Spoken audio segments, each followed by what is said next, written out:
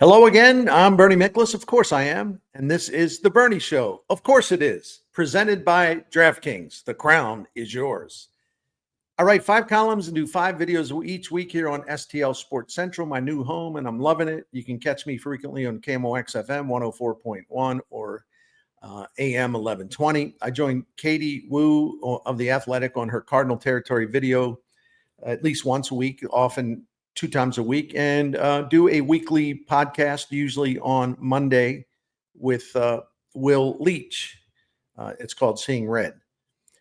Today's topic: in the opener of a 4-game series at Busch Stadium, the Cardinals came out and punched the Cubs in the mouth by slugging 4 home runs that produced all of the 8 RBIs in the home team's 8-2 rout over their rivals.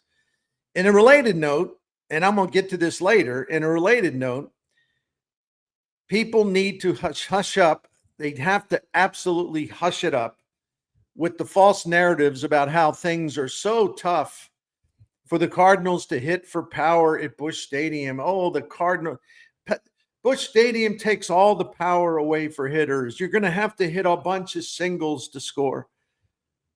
My goodness, it's an absolute falsehood. It is a myth.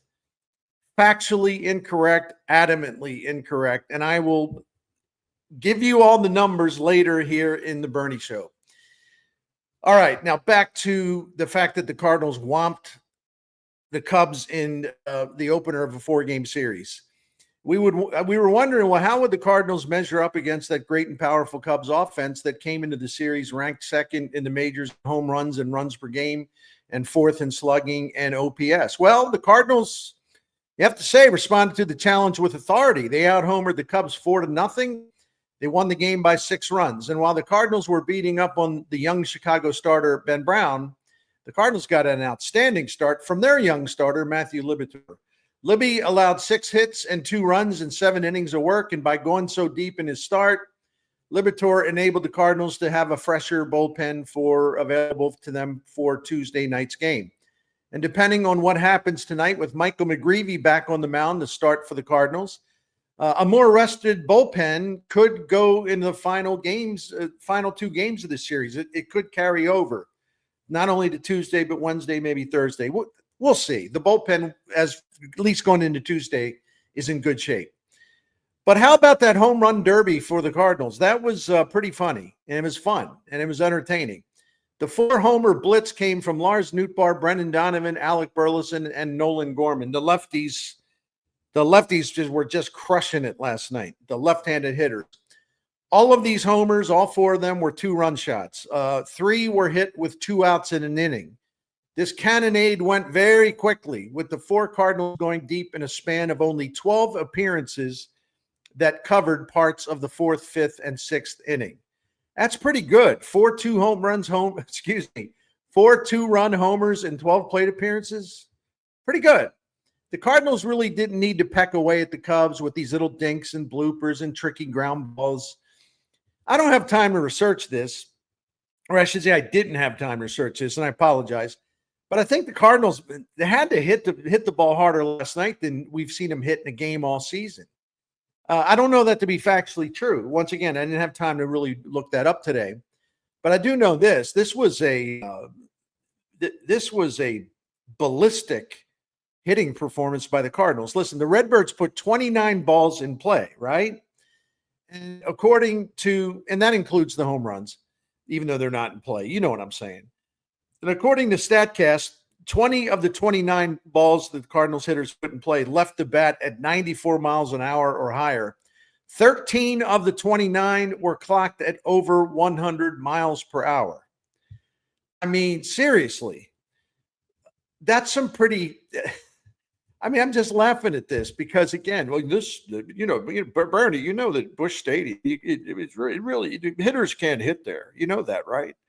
No, I don't know that. These boys last night were smoking pitches. You probably, if you were sitting close downstairs to the batter's box, you probably get a little whiff of the wood burning from the scorching line drives and blasts that they hit last night. Now, of course, if you want to nitpick or discredit the Cardinals' victory somehow, I don't think you do. We can attribute this to Ben Brown having a bad night. He's a young pitcher. He's got a lot of talent. I think he's going to be really good in time, but he's still developing. After Monday's beatdown, Brown now has a 6.13 ERA on the season. He's allowed 13 home runs in 79 innings. That's a lot.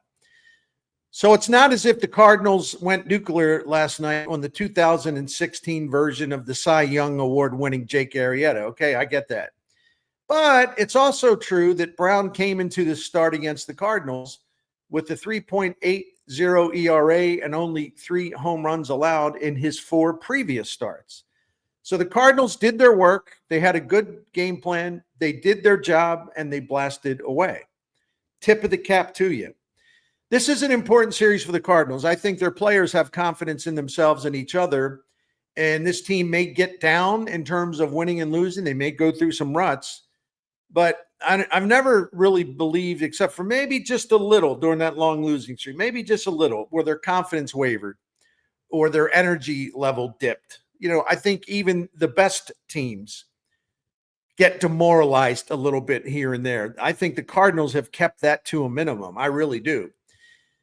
And with so much hype put on the Cubs, the Cardinals, came into this series with a chance to prove that they can stay close in the NL Central race, even though, based on the payroll count at Cott's contracts, the Cubs are outspending the Cardinals by nearly $60 million in payroll this year.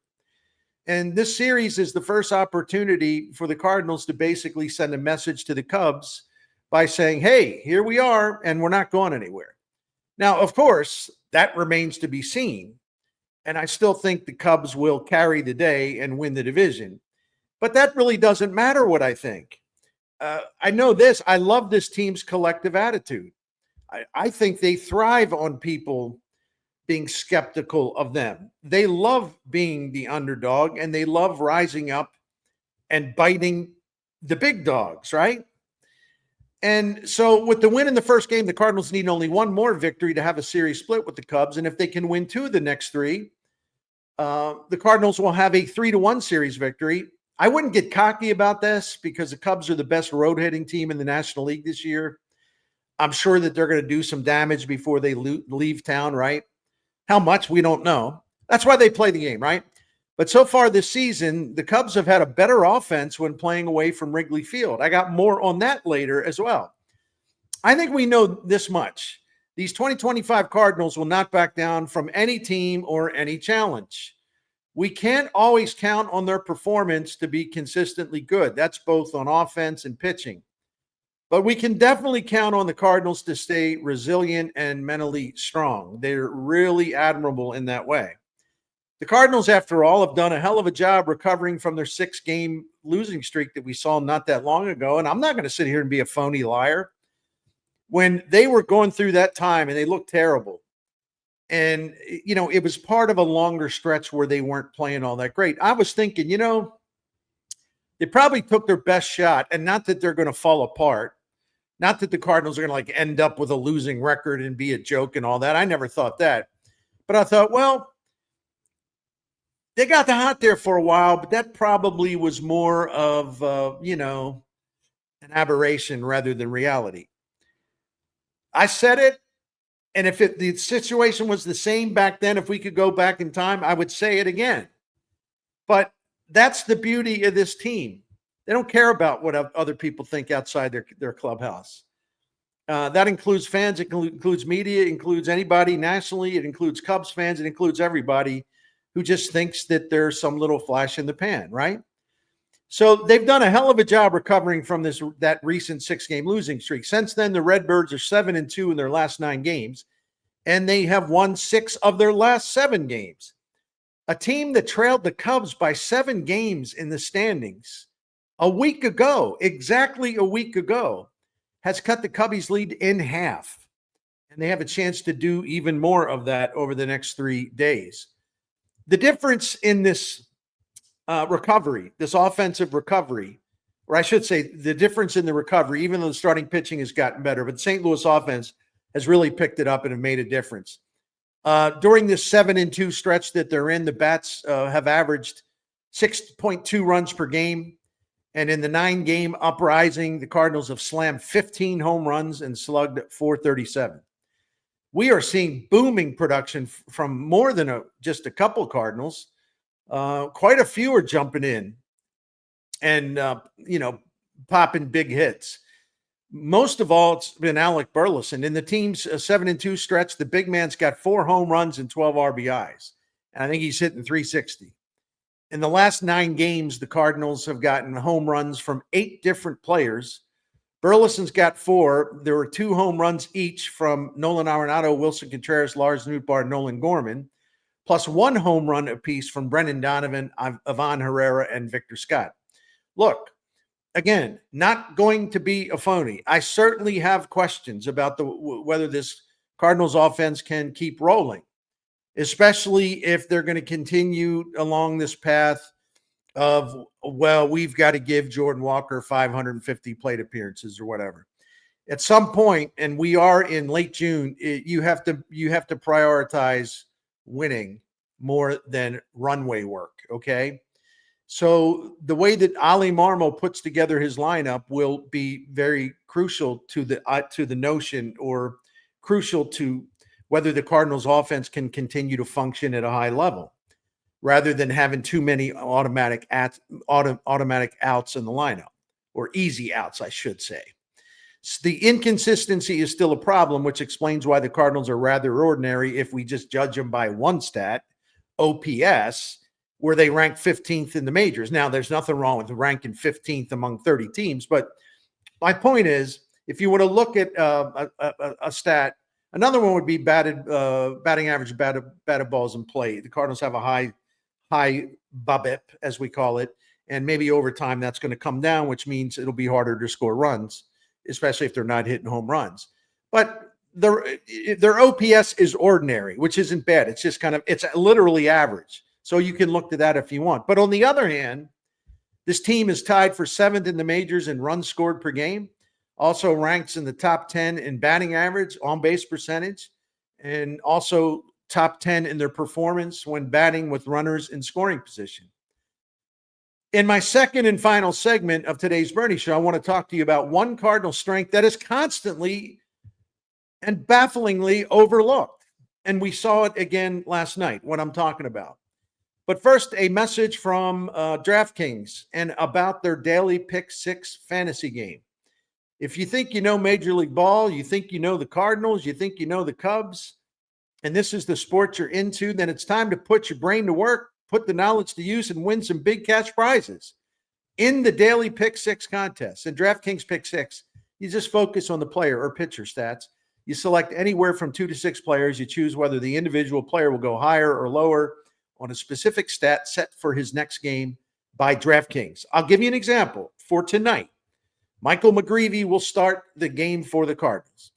And DraftKings has put out a line for McGreevy of 4.5 strikeouts for this game. So if you are confident in McGreevy notching at least 5 strikeouts, then you go with the higher number. You go with the over 4.5. If you think McGreevy will strike out less than 5, then you play the lower, the under. You will go under 4.5 strikeouts for him, and that's how you do it. All these different categories. Just scan through them, and you'll see all the different choices you have. And yeah, Pick 6 is that simple, and it's a whole lot of fun. I've enjoyed playing it. So here's an invitation to get in the game and take your shot at winning money. Pick 6 is available in most states, including Missouri, California, Texas, Georgia, and like I said, many more. It's really easy to get going. Download that DraftKings app, which is outstanding. So easy to work. They even give you stats. Like you click on a player, you're trying to make a decision whether he's going to go over or under, whatever the stat may be. They'll give you recent trends on that. I mean, DraftKings actually tries to help you. Seriously, they do. So just download the DraftKings app and open an account, then choose your sport, pick your players, and you are in the game. New players at DraftKings get $50 in Pick 6 credits instantly with just a $5 entry. So download the DraftKings Pick 6 app now and use the code STL Sports. That's important. The code is STL Sports for new customers to play $5, but get $50 in Pick 6 credits. Better payouts, bigger wins only with Pick 6 from DraftKings. The crown is yours. Gambling problem? Call 1-800-GAMBLER. Help is available for problem gambling. Call 888-789-7777 or visit ccpg.org in Connecticut. Must be 18 and over. Age and eligibility restrictions vary by jurisdiction. Pick 6 not available everywhere, including New York and Ontario. Void where prohibited. One per new customer. Bonus awarded as non-withdrawable Pick 6 credits that expire in 14 days. Limited time offer. See terms at pick6.draftkings.com/promos. All right, let's get into our second segment of the Bernie Show on this Tuesday. So I'm going to raise a little guff, right? You know how I get worked up about some stuff. And maybe it's because I just can't stand the way facts don't mean much as they used to. Facts should mean, as long as they're being presented honestly, facts should be considered the thing we go by. But I just see too many examples in sports, and even in terms of the Cardinals specifically, where all these things pop up, these ridiculous narratives that have real no basis in fact, right? And so, speaking of nonsense, you know, the narrative that has been going on for way too long, but it's really been going on lately. Busch Stadium is such a tough place to hit for the Cardinals, but you can't hit for power there. You're not going to hit home runs. You're not going to get extra base hits. You got to string together a lot of hits. You got to get a lot of singles. You got to get a lot of singles and maybe get a double and move the runners over. You got to play small ball. You got to stack up the base hits. You can't hit for power at Busch Stadium. You can't. It's an unforgiving place it's an unforgiving setting for power hitters and power, period. You can't hit for power there. You can't. Can I just say one thing to that? Take the garbage out, okay? Get it out of here because it's garbage. That's junk. It's a myth. It's totally false. And I wrote a little bit about this in Monday's column here at STL Sports Central. The only reason I'm mentioning that I wrote about this a little bit, 3 paragraphs or so, maybe 4, near the end of the column, at the end of the column. And the only reason I'm mentioning it now, because I just didn't want you all to think that I was overreacting to the Cardinals thumping of the Cubs at Busch Stadium on Monday. Nope. I wrote it going into the series, and I pointed out how well the Cardinals have been hitting at Busch Stadium for a while now. But the old perception exists, and it's time to just adjust your perceptions, throw away the junk narratives, and actually go with, here's an idea, go with the actual facts, okay? The Cardinals have one of the top home ballpark offenses in the majors this season. They do. They rank 4th in home batting average, 6th in home on base percentage, 12th in home slugging percentage, and 8th in OPS at home. They rank 10th in the majors with an offensive performance at home that's 14% above league average offensively. And oh, by the way, they've hit, with last night tacked on, the Cardinals have hit more home runs at home than on the road this season so far. And they have more doubles at home than they do on the road so far. So the Cardinals are hitting much better at home than on the road, and that does include the power department. All right, let's compare, and I'm just going to go through this quickly. I'm just going to give you the percentage, how many points higher the Cardinals are in a few categories at home compared to the road. All right, batting average. This season, Cardinals 29 points higher at home. On base percentage, Cardinals are 24 points higher at home than on the road. Slugging percentage, here's the big one. I love this. Well, Bernie, you know they can't hit for power at Busch. What are they going to do? You can't hit for power there. Slugging percentage at Busch Stadium, 41 points higher for the Cardinals at home than it is on the road. Yes, I said their slugging percentage is 41 points higher at home compared to the road. Specifically, the Cardinals have slugged .375 on the road this season, and they have a .416 slugging percentage at Busch Stadium. That is a difference of 41 points. But I see people writing. I hear people talking about it. You can't hit for power at Busch Stadium. I'm saying you can. The Cardinals average 4.87 runs per game at home compared to 4.6 runs per game on the road. Compared to how they fared on the road, the Cardinals, like I mentioned, have more home runs at home, more doubles at home, more extra base hits at home. And their OPS at Busch Stadium, that's on base plus slugging combined, OPS, 25 points higher at home this season compared to the road. As a road offense, the Cardinals have performed 7% below league average offensively. Remember that. On the road, they have performed 7% below the league average offensively. I already mentioned the Cardinals are 14% above league average at home offensively. So you add those two facts together, and what it means is this. Their home performance offensively is 21% better than their road performance is offensively. So why does this myth continue? I just don't get it. People who should know better need to stop with this. So this idea that, the Cardinals got to play 81 games at home, and I'm getting annoying, so I apologize. The idea that this kills their offense and they're going to have to, hit singles and all this stuff. It's just ignorant. I'm saying that. And the reason why I'm so adamant about this is because it's nothing new. This has been going on for a while. I'm excluding the 2020 season shortened by the COVID pandemic because the schedule was 50, 60 games. You throw that out. So we're talking about a full season. The last time the Cardinals had a better overall road offense than a home offense in a season happened in 2018. And since 2019, the Cardinals have had a better slugging percentage on the road compared to home only one time. They were better at slugging on the road in 2021. So the false narrative, though, it's like a wildfire. It just keeps spreading. I have no idea why. Here's my best stat of the day. I love this one, and I just sort of looked at this as an afterthought because I noticed how great the Cubs are offensively on the road, and I'm like, well, wait a minute. If they're great offensively, so great offensively on the road, well, does that mean maybe they haven't been all that in terms of hitting at Wrigley Field? So I went and looked all this up before I started recording today, and I have the information for you, and I just think it's funny. I really do. The St. Louis Cardinals in 2025 so far have a better offense at their home at Busch Stadium than the Cubs have at Wrigley Field.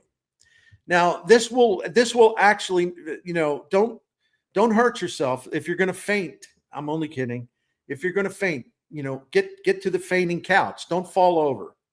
Because Wrigley Field is like, oh man, that's a hitter's park. Busch Stadium, oh, that's a pitcher's park. Wrigley Field, even though the wind blew out over the weekend and there were all kinds of home runs, Wrigley Field has changed through the years. And unless the wind is really whipping out, right, it's actually a pretty fair ballpark for pitchers. Not when those winds are gusting the wrong way to favor the hitters. But once again, when I make these statements, I really try hard to support them with facts, right? So here, let's go. The Cardinals are hitting 270 at Busch Stadium. The Cardinals are hitting 270 at Busch Stadium this season. The Cubs are hitting 241 at Wrigley. That's amazing, isn't it? The Cubs have a 339 on base percentage at Busch. The Cubs have a 322 on base percentage at Wrigley. The Cardinals have a 416 slugging percentage at Busch. The Cubs have a 408 slugging percentage at Wrigley. The Cardinals have a 755 OPS at Busch. The Cubs have a 730 OPS at Wrigley. So the Cardinals are like 25 points better at home than the Cubs are at home. I know on the surface it doesn't make sense. I concede that. I'm not going to be too hard on anyone who just assumed the Cubs were monsters offensively at home. Sometimes they are. But the Cardinals have been better offensively at home than the Cubs have been at Wrigley Field. That's why I said it's the stat of the day. I love it. Because Busch Stadium is not Death Valley to the Cardinals hitters. It's not, and it hasn't been for a while. And everyone knows that Wrigley Field has been seen through decades as one of the easiest places in the majors for anyone to hit for power, especially. And maybe in the past, yes. But now in 2025, nope, that's wrong. It's just simply not factually accurate or true. To say that Busch Stadium is a liability for the St. Louis hitters is about as far removed from the fact-based truth and reality as you can get. Busch Stadium is a clear advantage for the Cardinals, who are now 25-15 at home this season. Not only is here, and this is an important part, not only is the Cardinals' home offense much better at Busch than it is on the road this season, the St. Louis pitchers benefit from Busch Stadium as well. I think a lot of it has to do with all those ground balls they serve up, right? Sometimes the bad luck can go against them there, but they serve up a lot of ground balls, and that helps keep the home runs down, hit by the other guys, right?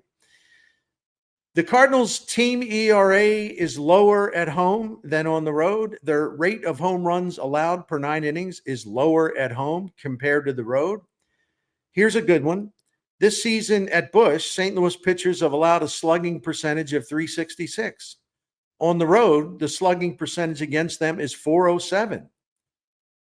I mean, what's that? 30? That's 41 points higher on the road.